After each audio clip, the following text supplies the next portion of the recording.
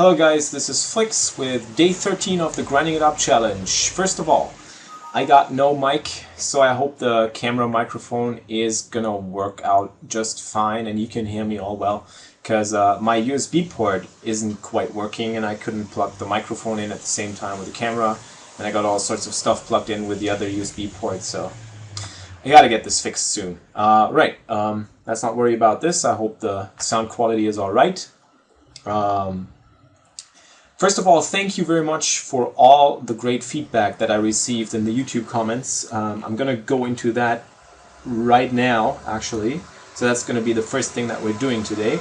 And also, as you can see in the graph, we hit a new bankroll peak in the challenge. And I managed to grind out of that nasty downswing. First of all, it was just a steady grind and it moved up pretty slow, and then in the end, this morning was a great session. I had a great session, and there were a couple of very interesting and highly profitable deep stack spots that I played. So I'm going to go into those. I've got three sample hands that I wanted to show you. Most of my profit, as you can see, because of that steep uphill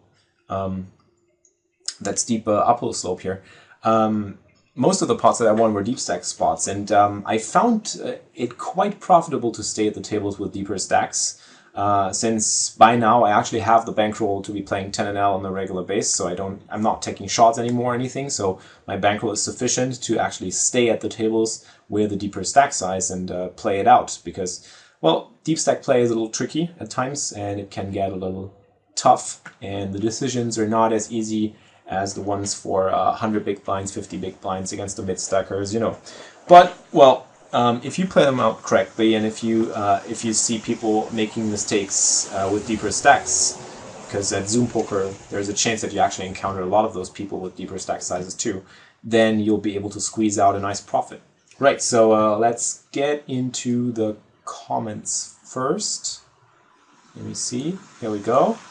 So guys, you had a lot of comments. Thanks again for all the feedback. Loving it. Keep that up. So yeah, no longer than 15 minutes. The videos are not going to be, I'm not going to be able to make them longer than 15 minutes. I mentioned that in the last video. I'm going to be doing some more live stuff, so don't worry. I'll do another live session soon, and maybe at the regular tables.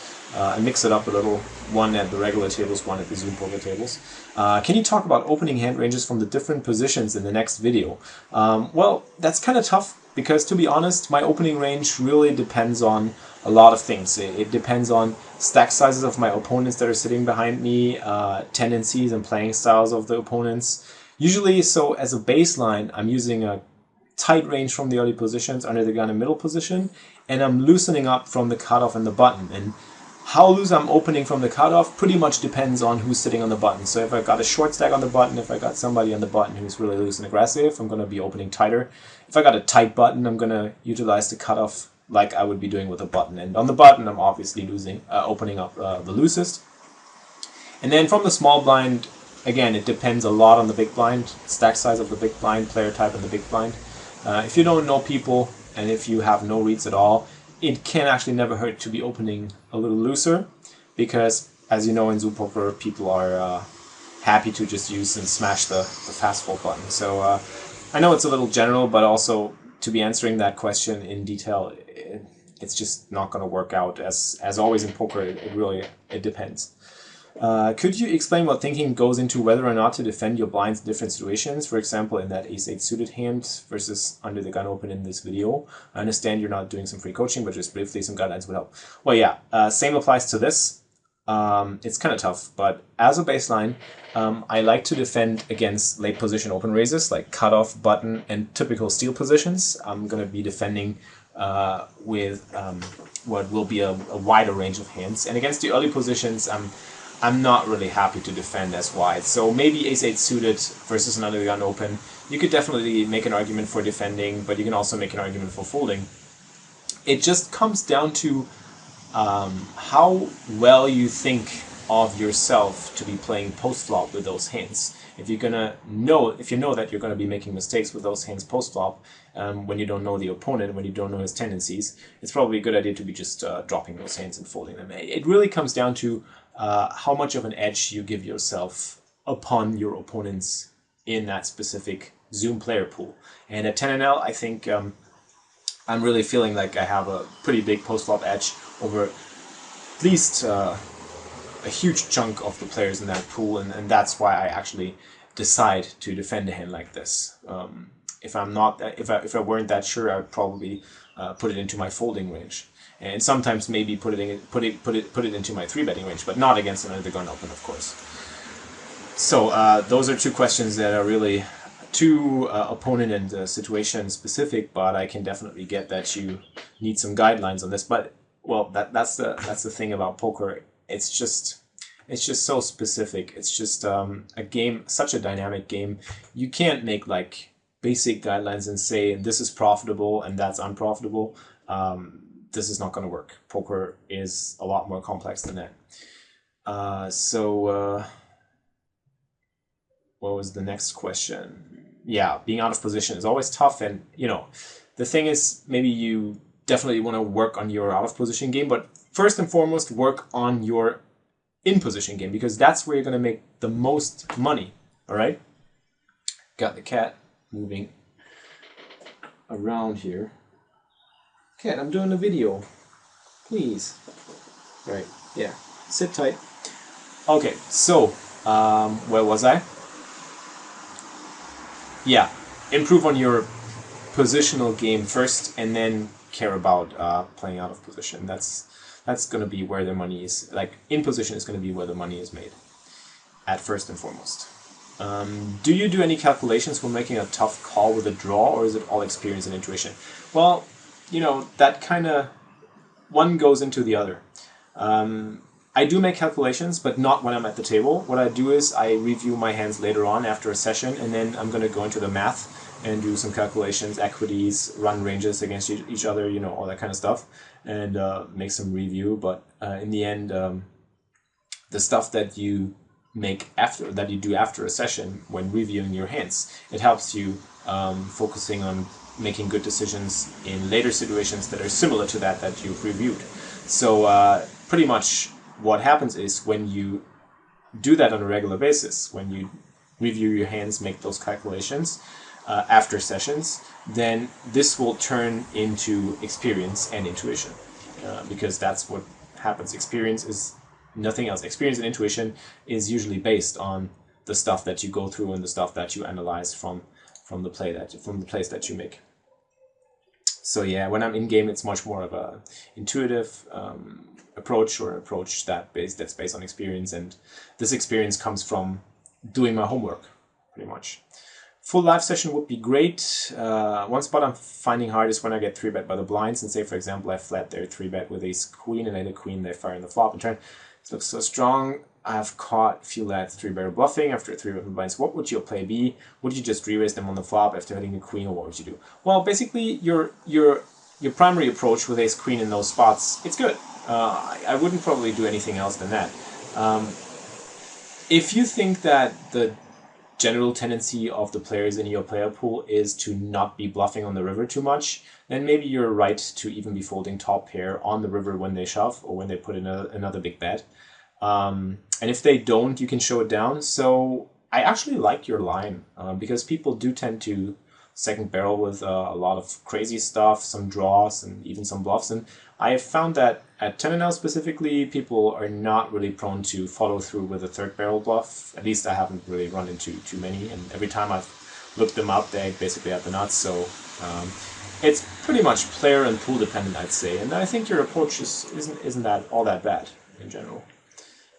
Full live session, yeah, well, that's like a little tricky to do. And also, yeah, as somebody else said, can't really do any free coaching, you know, but I'm going to be happy to put out a little live session from time to time. So yeah, stay tuned for that. I mainly play Zoom. Yes, actually I just play Zoom because it's just a lot easier to put into my schedule. So I play 200 NL Zoom poker every day, weekdays, Monday through Friday. And that's usually because with Zoom, I don't have the hassle of table and seat selecting. I can just fire up a couple of tables and get going right away. So I can schedule my session to be about 1 to 2 hours, and then be done with most of the primary grind that I'm doing on a daily basis, and schedule my sessions in a more flexible way. So that's why I love Zoom Poker, and I don't have to deal with table selection, tables breaking, that kind of stuff. What's your thought behind your bet size pre-flop? Usually make it 2.5x or 2.5x from the button for stealing. Help a lot of people who are lost with their bet size. Well, the thing is, I've been asked this so many times, and the answer that I can give to this is try it out. Really, I'm serious about this. There is not much to making smaller or bigger opening sizes. It's pretty much all it's like testing. You know, I'm just testing what works best. And for my style of playing, when I'm usually when I'm used to play a lot of pots, play a lot of loose ranges, especially at the micro stakes now. I love to play loose ranges and to open wide. I want to keep the price for opening small, and I also want to entice people to call my raises with some trashy hands as well, some random hands that they wouldn't usually call against the 3x or 4x. So that's all there is to it. And if you're not that happy as I am playing post flop, and if you're not as if you're lacking some experience and some intuition, as I talked about earlier, then it might actually help to be opening bigger. So if you're a beginning player, if you're a player who isn't that experienced post-flop, it's probably better to be sticking to a 3x open, 3.5x open, and open some tighter ranges, and don't get lost or caught up in opening wide ranges and running into spots where you will basically be making mistakes. So that's all there is to it. In an ideal world, I think this is something that Phil Gelfand once said. In an ideal world, we would basically min raise, but you know, min raising is giving a great price to everyone, especially in the big blind. But that's a whole different story, and it's just a topic you could go on for ages discussing this. So just wanted to see if you could show some examples of situations where you're happy to fold aces or kings on the flop and turn. I'm gonna try. I don't have some right now, but I actually have a hand I could think of right there. Let me see. That was well. Yeah, I'm gonna try, Brendan. I'm gonna try and look for spots where I'm happy to fold aces or kings, and I'm gonna go into that in an upcoming episode.